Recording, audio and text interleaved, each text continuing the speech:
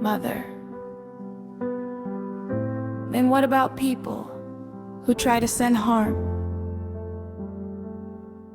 What about people who carry envy, speak with hidden hatred, or wish darkness on others?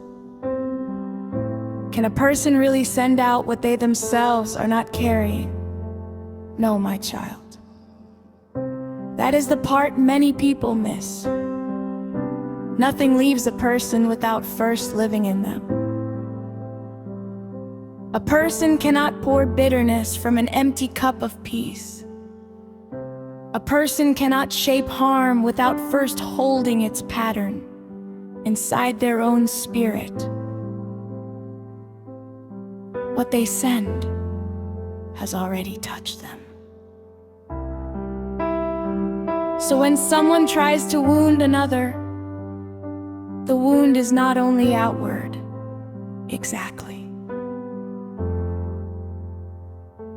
Before it becomes an attack, it has already become a condition. Before it reaches another door, it has already sat in the house of the one carrying it. That is why I tell you, do not be too impressed by what people try to project. Look deeper.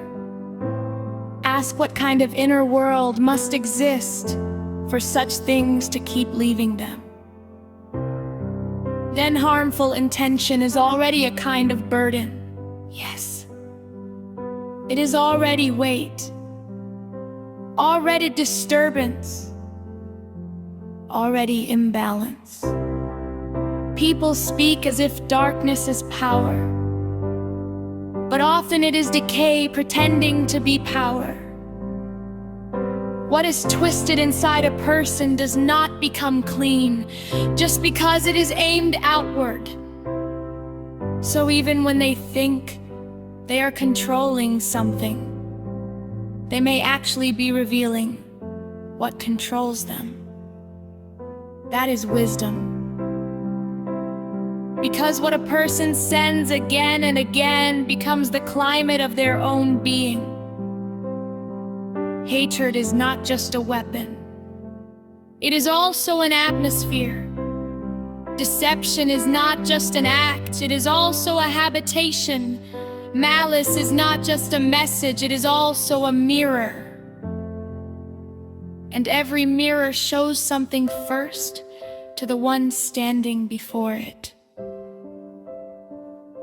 Then the return is not always magical or dramatic. Sometimes it is simply that the thing they keep feeding begins feeding on them. Yes. That is the deeper law. What you keep releasing is also shaping the room you live in within yourself. If you keep sending confusion, you do not remain untouched by confusion. If you keep sending fear, you do not remain untouched by fear. If you keep feeding destruction, you should not expect to remain whole inside. That makes me think differently about protection. Maybe protection is not only about stopping what comes from outside. Maybe it is also about refusing to become a home for what is dark inside. Very true. Because the strongest protection is not panic. It is clarity. It is steadiness. It is inner order.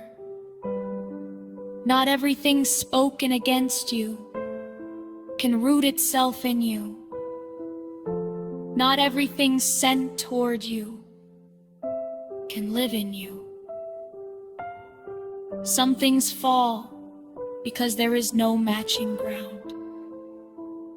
So the first question is not, who is against me? It is, what am I carrying? Yes. Because what is rooted in truth, grounded in balance, and kept in inner discipline, does not open easily to every passing shadow. And that is why you must guard your inner life carefully. Not with fear, with awareness. Then the lesson is simple, but deep. What leaves a person is already lived in them. And what they keep releasing slowly tells the truth about what they are becoming. Yes, my child. That is why the wise do not only watch what people say.